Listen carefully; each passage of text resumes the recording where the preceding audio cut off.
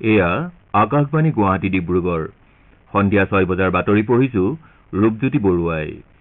অহা 7 মে তৃতীয় পৰ্যায়ৰ লোকসভা নিৰ্বাচনত দেশৰ 12খন ৰাজ্য আৰু কেন্দ্ৰীয় শাসিত অঞ্চলত 1351 গৰাকী প্ৰাৰ্থীয়ে প্ৰতিদ্বন্দ্বিতা আগবঢ়াব এই পৰ্যায়ত 2963 গৰাকী প্ৰাৰ্থীয়ে 95টা সংসদীয় সমষ্টিৰ বাবে মনোনয়ন দাখিল কৰিছিল ইপিনে অসমত এই পৰ্যায়ত 47 গৰাকী প্ৰাৰ্থীয়ে প্ৰতিদ্বন্দ্বিতা কৰাটো নিশ্চিত হৈছে তৃতীয় পৰ্যায়ত গুজৰাটত 26টা সংসদীয় সমষ্টিৰ পৰা সৰ্বাধিক 658 গৰাকী প্ৰাৰ্থীয়ে মনোনয়ন দাখিল কৰিছে মহাৰাষ্ট্ৰৰ 11টা সমষ্টিৰ পৰা 519 গৰাকী প্ৰাৰ্থীয়ে মনোনয়ন দাখিল কৰিছে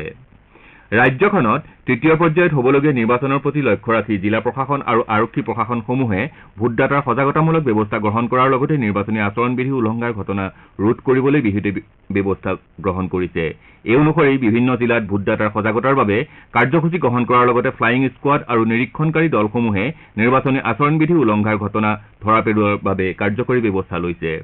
নিৰ্বাচন হ'বলগীয়া 4টা সমষ্টি গুৱাহাটী বৰপেটা কোকৰাঝাৰ আৰু ধুবুৰীৰ অন্তৰ্গত অঞ্চলসমূহত নিৰ্বাচন বিভাগ আৰু জিলা প্ৰশাসনৰ উদ্যোগত যুৱ ভোটদাতাসকলক ভোটদানৰ বাবে আগ্ৰহী কৰি তুলিবলৈ বিভিন্ন কাৰ্যসূচী লোৱা হৈছে ইপিনে নিৰ্বাচন সুকলমে পৰিচালনাৰ বাবে ভোটগ্ৰহণ হ'বলগীয়া কেন্দ্ৰসমূহত নিৰ্বাচনী আয়োগৰ নিৰ্দেশনা মৰ্মে সুৰক্ষা ব্যৱস্থাকে ধৰি প্ৰয়োজনীয় সকলো ব্যৱস্থা কৰিবলৈ জিলা নিৰ্বাচন বিভাগসমূহে নিশ্চিত কৰিছে প্ৰতিটো ভোটগ্ৰহণ কেন্দ্ৰলৈ আহি ভোটদান কৰাৰ বাবে ইচ্ছুক জ্যেষ্ঠ নাগৰিক আৰু দিব্যাংগসকলক ভোটদানৰ সুবিধা কৰি দিয়াৰ বাবেও উপযুক্ত ব্যৱস্থা লোৱা হ'ব তদুপৰি 50% ভোটগ্ৰহণ কেন্দ্ৰত ৱেবকাষ্টিঙৰ ব্যৱস্থা কৰা হ'ব একেদৰে নিৰ্বাচনী দায়িত্বত নিয়োজিত বিষয়া কৰ্মচাৰী আৰু ইভিএম কঢ়িয়াই নিয়া বাহনসমূহত জিপিএছ সংলগ্ন কৰা হ'ব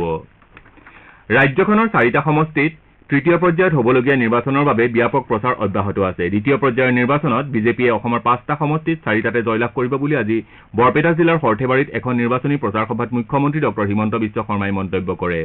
তৃতীয় পৰ্যায়ৰ নিৰ্বাচনৰ বাবে বৰপেটা লোকসভা সমষ্টিৰ অন্তৰ্গত সৰ্থেবাৰীত প্ৰচাৰ চলাই ডক্টৰ শৰ্মাই অনাগত দিনত নিৰ্বাচনত জয়লাভ কৰিলে বিজেপি চৰকাৰে উন্নয়নমূলক আঁচনিসমূহৰ কাম সুচাৰুৰূপে চলাই নিব বুলি দাবী কৰে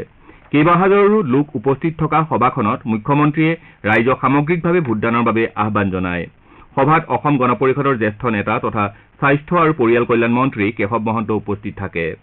মুখ্যমন্ত্ৰী ডক্টৰ শৰ্মাই বাক্সা জিলাৰ মানাহ বিধানসভা সমষ্টিৰ বাৰেমাৰীতো এখন নিৰ্বাচনী প্ৰচাৰ সভাত ভাগ লৈ বিজেপি মিত্ৰজোঁটৰ প্ৰাৰ্থী জয়ন্ত বসুমতাৰীৰ হৈ নিৰ্বাচনী প্ৰচাৰ চলায় কোকৰাঝাৰ লোকসভা সমষ্টিৰ প্ৰাৰ্থী শ্ৰী বসুমতাৰীৰ সমৰ্থনত নিৰ্বাচনী প্ৰচাৰ চলাই মুখ্যমন্ত্ৰী ডক্টৰ শৰ্মাই বিৰোধী কংগ্ৰেছ আৰু বিপিএফ দলক তীব্ৰ সমালোচনা কৰে বিয়লি মুখ্যমন্ত্ৰীগৰাকীয়ে পলাশবাৰীত অন্য এখন নিৰ্বাচনী প্ৰচাৰ সভাত অংশগ্ৰহণ কৰে আনহাতে শিক্ষামন্ত্ৰী ডাঃ ৰণোজ পেগুৱে গুৱাহাটীৰ তেতেলিয়াৰ পৰা তৃতীয় পৰ্যায়ৰ লোকসভা নিৰ্বাচনৰ বিজয় সংকল্প যাত্ৰাৰ কাৰ্যসূচী আৰম্ভ কৰে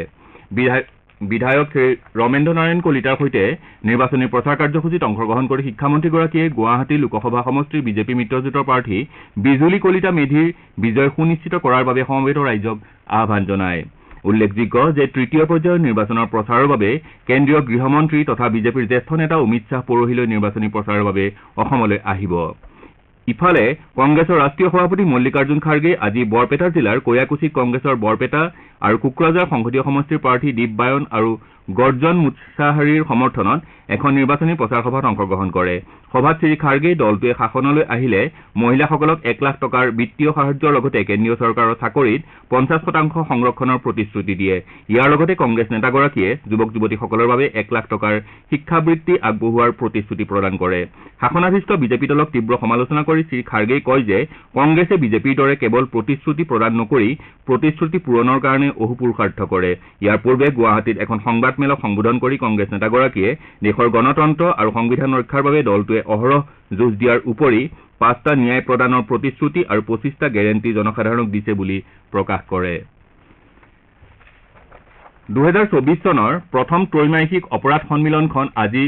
যোৰহাট আৰক্ষী উদ্যোগত অনুষ্ঠিত হয় যোৰহাট আৰক্ষী অধীক্ষক শ্বেতাংক মিশ্ৰৰ সভাপতিত্বত আয়োজিত সন্মিলনখনত তদন্তৰ বিভিন্ন দিশ আৰু অপৰাধৰ পৰিমাপ সম্পৰ্কীয় বিভিন্ন পদক্ষেপৰ বিষয়ে পুংখানুপুংখভাৱে আলোচনা কৰা হয় ইয়াৰ লগতে ন্যায়পালিকা স্বাস্থ্য বিভাগ আবকাৰী বিভাগ আৰু পৰিবহণ বিভাগৰ লগতে আৰক্ষী প্ৰশাসনৰ লগত সংগতি থকা বিভিন্ন বিষয়সমূহৰ ওপৰতো সন্মিলনখনত আলোচনা কৰা হয়